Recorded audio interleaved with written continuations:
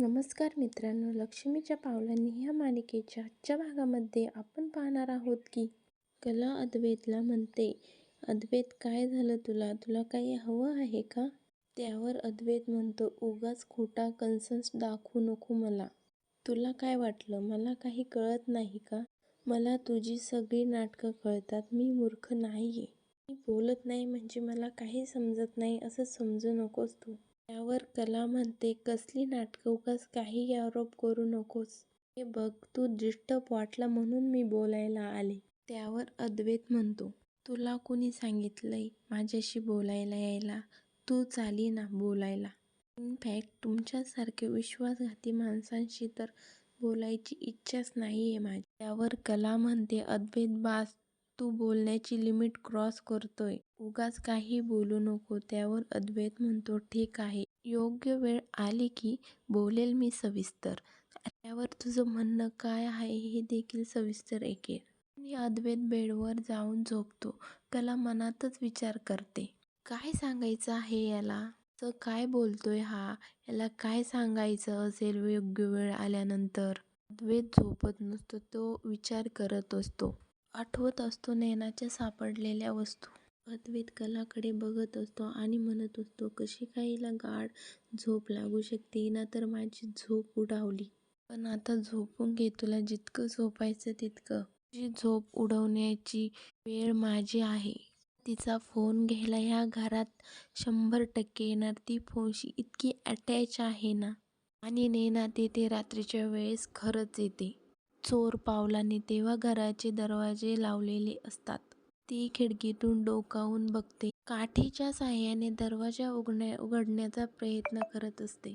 दरवाजा उघडतो. काठीचा धक्का लागून टेबलवर ठेवलेला डब्बा खाली पडतो. अद्वैतला आवाज येतो आणि तो रूमच्या बाहेर येतो. दिनकर संगीताला म्हणतो की संगे, तू दरवाजा व्यवस्थित लावलेला होता ना? कसला तरी आवाज आलाय. संगीता म्हणते, अहो, शेजारचे जाधव आवराआवर करत असतील, त्यांचा आवाज येत असेल. झोपा. दुसरीकडे नैना आतमध्ये येत तितक्यात अद्वैत लाईट चालू करतो. नैनाला म्हणतो, मला वाटलंच होतं तू इथे 100% येणारच. नैना बाहेर जायला दरवाजा उघडते तितक्यात अद्वैत तिचा हात पकडतो आणि तिला म्हणतो, थांब, तुला कुठेही जाऊ देणार नाहीये. कलाला जाग येते आणि ती उठून बाहेर येते आणि नैनाला बघून मोठ्याने म्हणते, नैना ताई, तू इथं कशी? तेव्हा अद्वैत दिनकर आणि संगीताला आवाज देतो आणि ते देखील गडबडून उठतात आणि बाहेर येतात. तेव्हा सगळेजण नैनाकडे बघत असतात. संगीता दिनकरला म्हणते, अहो, ही पोरगी. काजल पण म्हणते, दीदी यार तू. त्यावर कला म्हणते, एक मिनिट, नैना ताई, तू इथं कशी? इतके दिवस कुठं होतीस? त्यावर अद्वैत कलाला म्हणतो, बास झालं तुझं. किती नाटकं करणार आहात तुम्ही सगळेजण? किती खोटं बोलणार आहात आणखी? मी काल पण विचारलं होतं नैना इथे आहे का, तेव्हा तुम्ही उडवाउडवीची उत्तरे दिली. पण आता तुम्ही सगळे एक्सपोज झालेले आहात. तुला म्हटलं होतं ना, योग्य वेळ आली की बोलतो. तुझं म्हणणंही ऐकून घेतो. अद्वैत कलाला म्हणतो, कमाल प्लॅनिंग होतं तुम्हा दोघी बहिणीचं.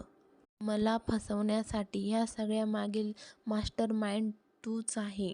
संगीता अद्वैतला म्हणते, अद्वैतराव नाही हो, कलेला यातलं काहीही माहिती नाहीये. त्यावर अद्वैत म्हणतो, कॉंग्रॅच्युलेशन, तुम्ही सगळ्यांनी मला पुन्हा एकदा फसवलं. त्यावर कला अद्वैतला म्हणते, नैना ताई इथे आहे मला माहिती नव्हतं.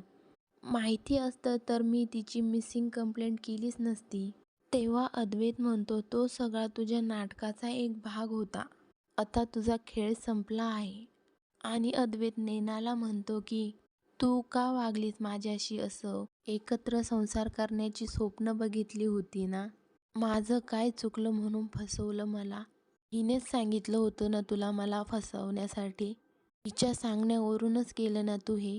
तेव्हा संगीता म्हणते, नाही अद्वैतराव, कला अशी नाहीये.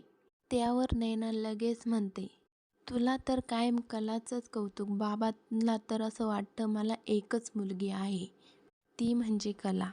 तेव्हा कला नैनाला म्हणते, ताई. तेव्हा नैना लगेच म्हणते, काय ताई ताई करतेस? इनफॅक्ट कला पुढे, आई बाबांना कोणीच दिसत नाही.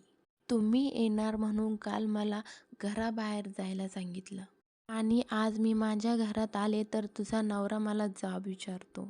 नैना कलाला म्हणते, काय झालं कला? का वागतेस तू माझ्याशी असं? तुला सूड उगवायचा आहे का माझ्यावर? वा अद्वैत कलाला म्हणतो, बास झालं आता.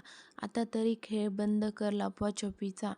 तेव्हा नैना अद्वैतला म्हणते, हे बघ अद्वैत, माझ्यावर विश्वास ठेव. हे सगळं कलामुळे झालेलं आहे. नैना सगळा डाव कलावर पलटवते आणि कला देखील अद्वैतला चॅलेंज करते. नैनाताईच्या पळून जाण्यात माझा काहीही हात नाहीये. हे मी पुढील 8 दिवसात पूर्वनिश्चित सिद्ध करेल. पुढील भागात आपण पाहणार आहोत की अद्वैत कलाला खरेंच्या घरी सोडून एकटा चांदेकरांच्या घरी निघून जातो. चांदेकर आणतील का कलाला पुन्हा चांदेकरांच्या घरी? पुढील भागाची डेली अपडेट पाहण्यासाठी शिवानी मराठी चॅनलला सबस्क्राईब करा, लाईक करा, शेअर करा. धन्यवाद.